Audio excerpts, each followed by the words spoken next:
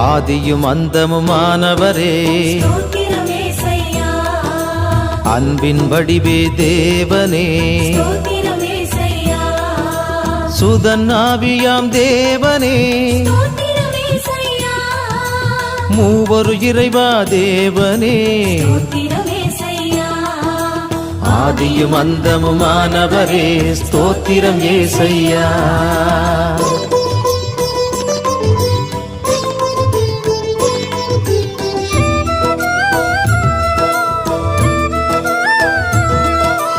இருளில் ஒளிர்ந்த ஜோதியே